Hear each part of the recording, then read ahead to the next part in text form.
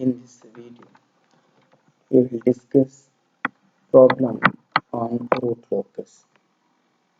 The open loop transfer function of a control system is given by g of s is equal to k divided by s into s plus 2 into s square plus 6s plus 25.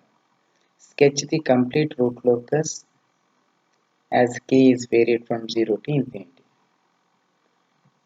So we have to, in the numerator, in the given equation numerator, no roots, in the denominator roots are there, poles are there, and it is a complex one. So step 1 is I can write p is equal to 4 because 4 poles we will get.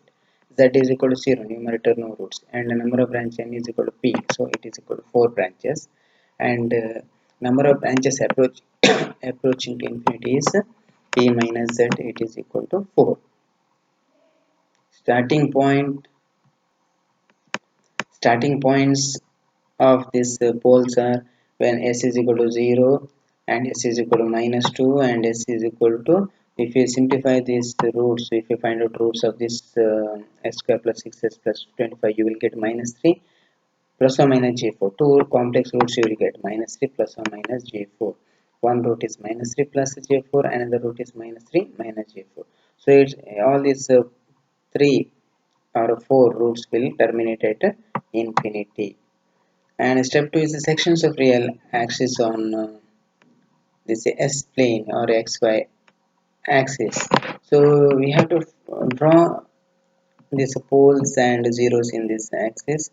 So imaginary axis and real axis. So just one pole is at 0, so it is marked one pole is at 0. Another pole is minus 2, it is marked here, and another pole is minus 3 plus or minus j4. So it is minus 3 plus j4 and minus 3 minus j4. So complex one. So poles are indicated by multiplication sign and zeros, no zeros here. Okay, no zeros. If zeros are present, then we have to indicate that one by using like a circle. Okay, poles are indicated by using cross multiplication sign. Okay, now we have to find out root locus branches. Okay, so how to find root locus branches I explained. See, you have to, there are two poles here and we have to consider one point here, and the right hand side of this point, how many number of roots are there? Only one root, that is at 0, one pole, so odd number. So the branch between these minus 0 and minus 2 is a root locus branch. We have to write by using thick line. And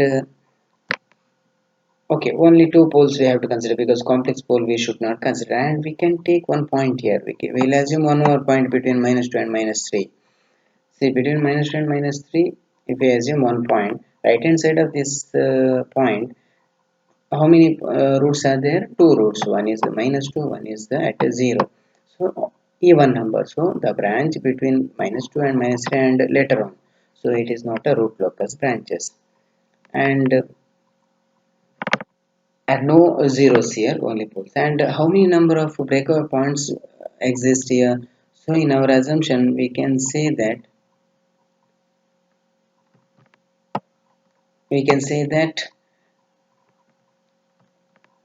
between two poles, I told that between two poles there is a one breakaway point. Between two zeros there is a breakaway point, but that breakaway points are called as break-in point. So here between two poles one breakaway point may exist. Okay, one breakaway point. We should not, while calculating breakaway point, we should not consider complex poles. Now step 3 is the angle of asymptotes. We know theta is equal to q plus 1 into 180 degree divided by p minus z. Q is equal to 0, 1, 2, 3. Why? Actually the formula is q is equal to 0, 1 till p minus z minus 1. So here p minus z is 4, minus 1 is 3. So it is 0, 1, 2, 3. And if you substitute the value of q and p minus z is 4.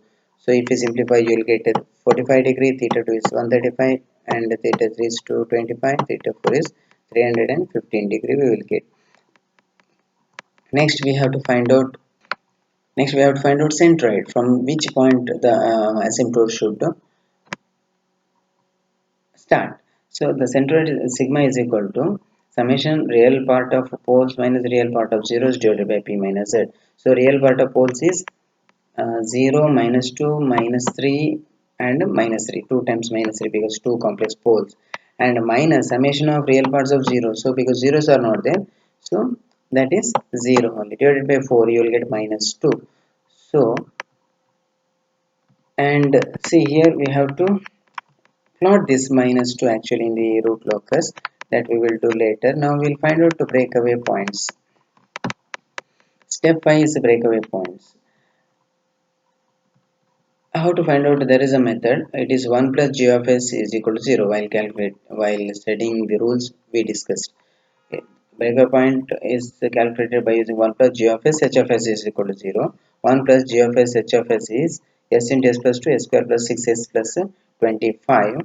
And if you substitute and if you cross multiply, you will get that characteristic equation, that is, see, if you multiply, if you take LCM and if you cross multiply, you will get this equation. Then we have to write k is equal to this equation. Okay, k is equal to minus h to the power 4 minus 8 s cube minus 37 s square minus 50 s you will get.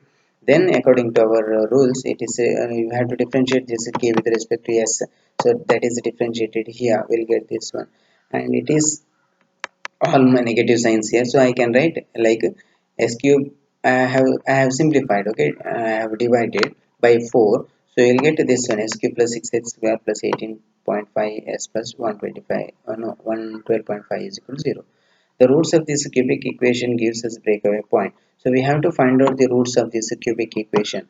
So that is, if you simplify this one, we'll get three roots, and we'll get s is equal to minus 0.898. So this is a valid breakaway point, and for this s value, if we substitute again the valid breakaway point s value here in this equation 1, we'll get the value of k. So that k is 20.2 we'll get. And here, okay, next point is step 6, that is intersection with the imaginary axis. So we'll plot all the values later in the graph. Okay, intersection with the imaginary axis, again we have to consider characteristic equation. It is already calculated characteristic equation by using a previous rule or a step.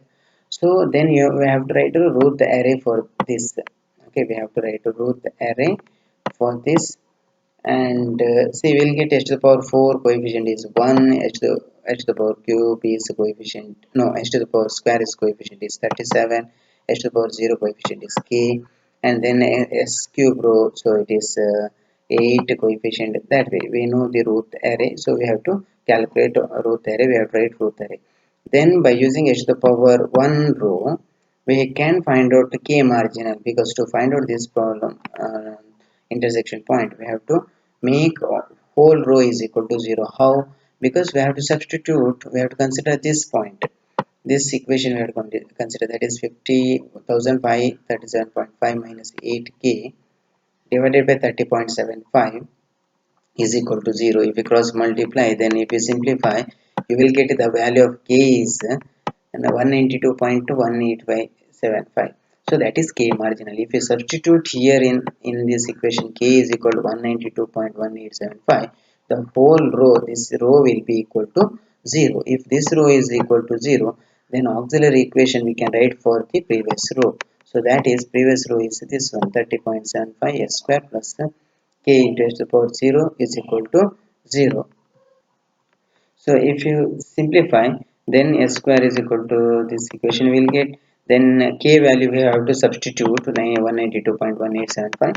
Then if you simplify, we will get s is equal to plus or minus j 2.5. So in this way we have to find out the intersection point on the imaginary axis. So next we will discuss step 7, angle of departure, in the next video, and plot in the next video.